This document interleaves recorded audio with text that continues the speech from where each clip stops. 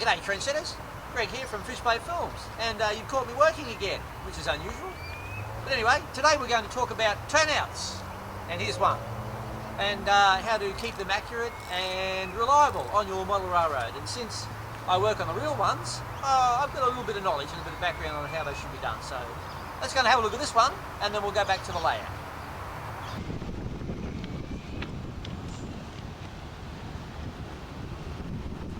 Righty-ho, trendsetters.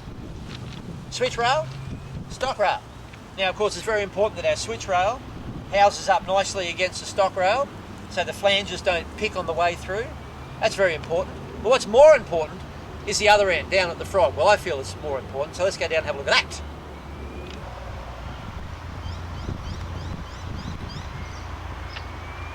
Okay, now, the frog, or as we call them down here, the V. I don't know why. Anyway. This is where most of your derailments are going to happen if things aren't set up properly. Check rail, stock rail, curved stock rail.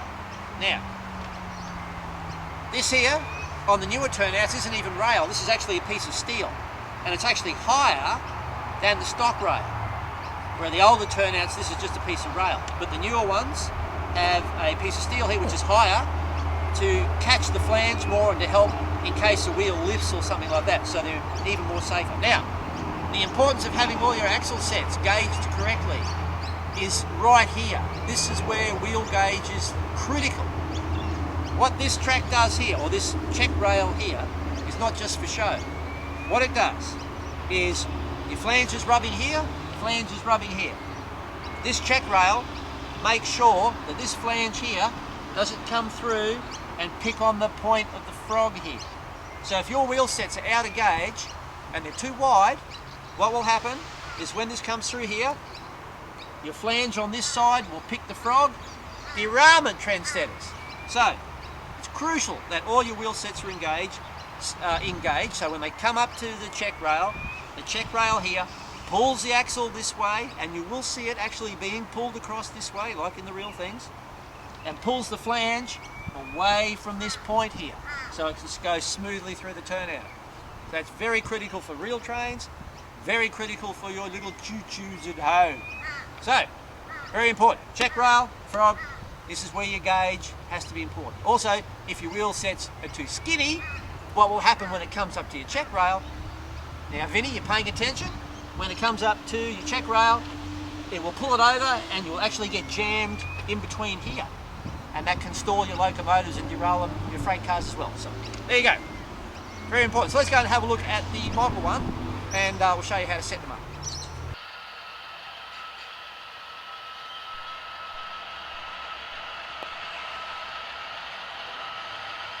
G'day trendsetters.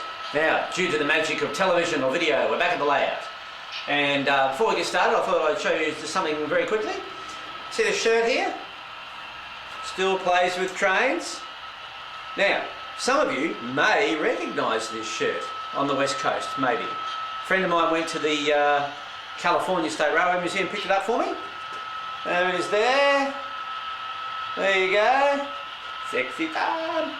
So a little bit of US I'm wearing today. So, we're talking turnouts and track, so let's go and do it. Now, as on the real turnout, obviously it's also important that your switch rail and your stock rail are nicely fitted there. So you can see there the switch rails up nice and tight there with the stock rail. Also, if you need to file the tip or the end of this off to make it nice and smooth, you can do that. But most commercial turnouts are pretty good like that. Also, with the switch pressure, it's very important in the real world, as a matter of fact, the switch pressure. How much pressure have you got on your switch rail here against the stock rail? I don't put too much on. Of course, you can adjust it with your Torta switch machines. As long as you can leave it, you don't want too much pressure there. You'll start bending stuff and all that sort of thing. Also, if you put too much switch pressure on, sometimes you can actually drive the tip away from the stock rail because it sort of bends it further back here. So just enough to have it nicely sitting there. Now, this is my little pet hate here. Remember, this is where your derailments are going to happen. Your axle sets come through here. The stock rail has a check rail there. You can see that you might be able to see the check rail there. And this one on the Tillings, which is this turnout, it's actually a little bit higher too, like that real one was.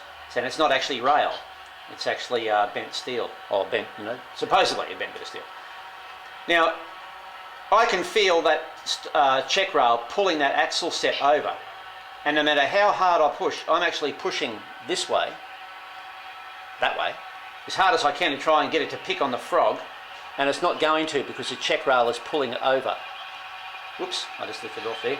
Because there's a train coming. Tragedy.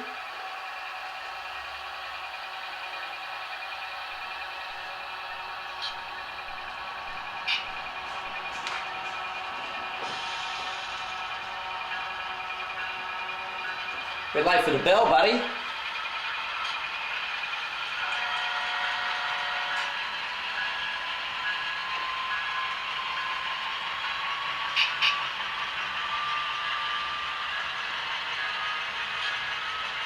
Now that train's passed. I'll try that again. I'm pushing that towards the frog. There we go. Got to make sure the axle's straight too, parallel with the track. It's a bit hard when it's not on a truck. And there you go. You can't see that, but I'm pushing that quite hard. And I can feel as that check rail is pulling that axle set over towards, away from the point of the frog. I actually had a problem with one of the Tillings just up above here. This check rail had actually come out because they slide along. I don't know why. The slack person here should glue them in, shouldn't I? They tell you in the instructions to glue them in. I haven't yet. And when I put it back in, I actually put it around the wrong way because they're flexible, so they can go in either way. I actually put it with the lip, like the head of the rail that over like that. I actually put it facing that way. And every now and then a car would pick on it, and I was thinking it was a certain old freight car, and anyway, I thought, what am I going to do? So I finally ran a wheel set through it, and when I put my finger in, or should I say my fingernail like that, I couldn't feel the lip on it. The lip was actually on the back. So I put the thing in backwards trendsetters.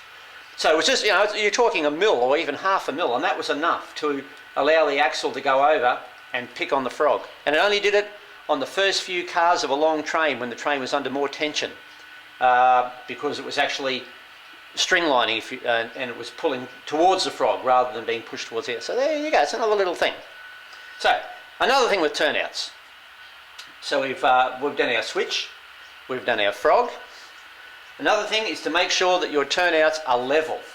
Now they can be on a grade, obviously. Most turnouts are on grades, most of mine are on grades anyway. But they must be on the same grade, so I'll show you what I mean. Now this is another instance where the 6Ps comes into play, trendsetters, planning.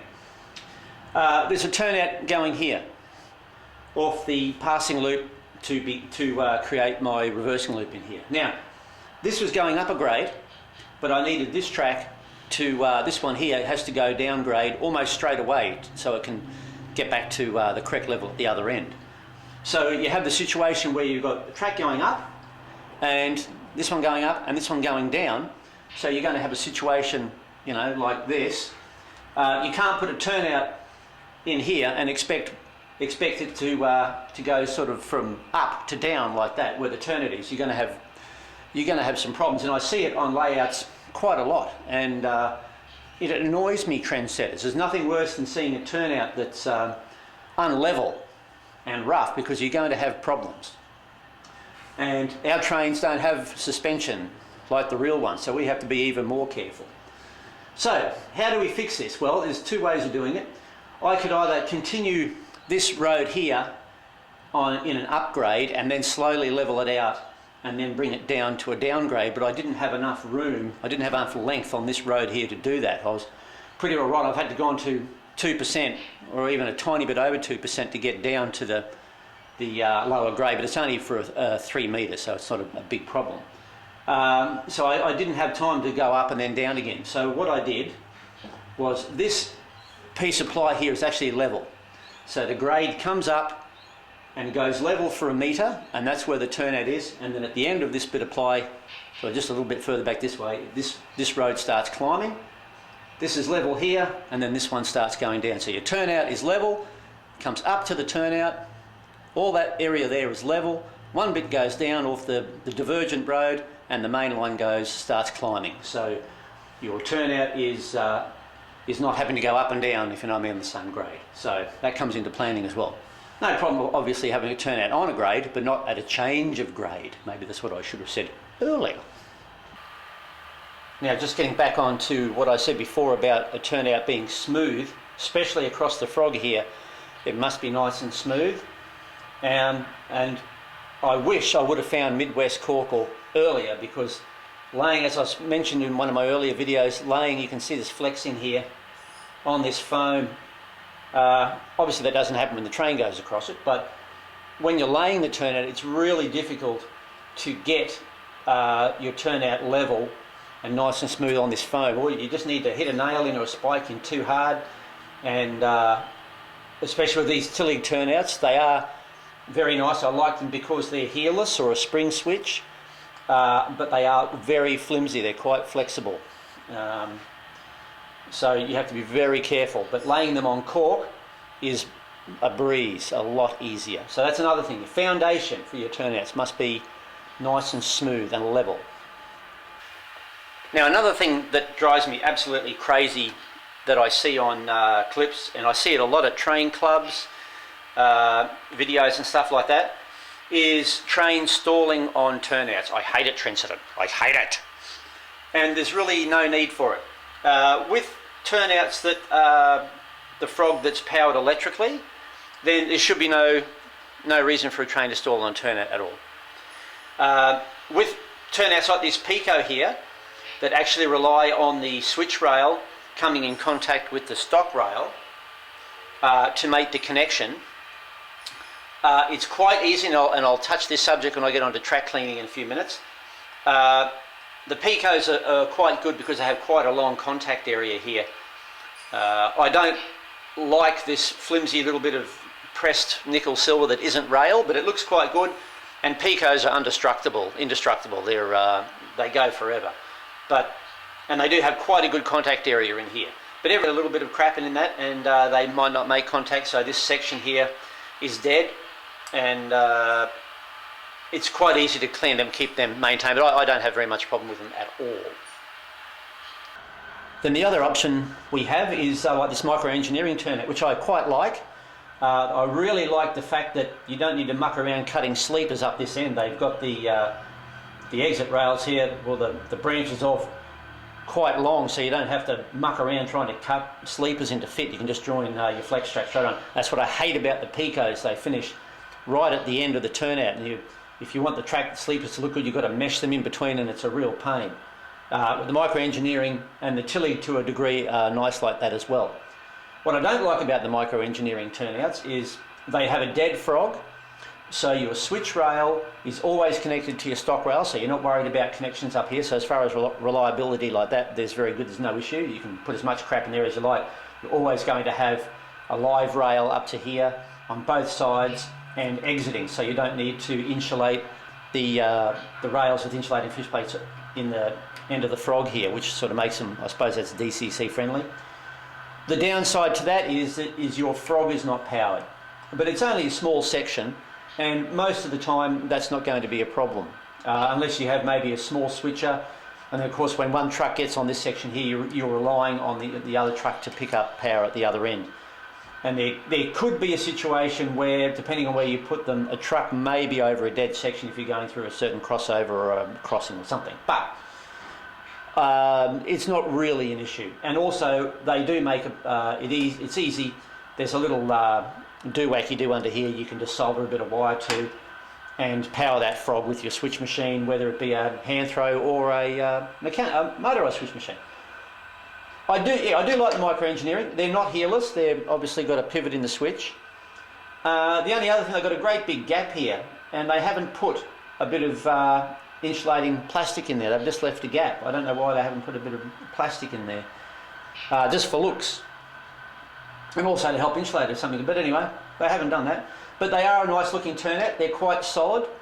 And the rail going up, your switch rail is actually a piece of rail, not a folded over bit like the Pico. But if you ask me if I was happy with any of my turnouts, I'd have to say no. I'm not actually 100% happy with any of them. They all need to go out to a hotel and get drunk and have a love child, and that would be the perfect turnout. So, it's 30 years or 35 years of model railroading, I'm still not happy with the turnout. You think someone would have their act together by now. But anyway, that's life without a wife. Well, I think that'll do us for part 1, trendsetters. I'm going to go and have a cup of tea. In part 2, we'll talk about track cleaning and how I keep my tracks clean, or should I say conductive. And we'll get into that interesting and often much debated subject. So we'll see you in part 2.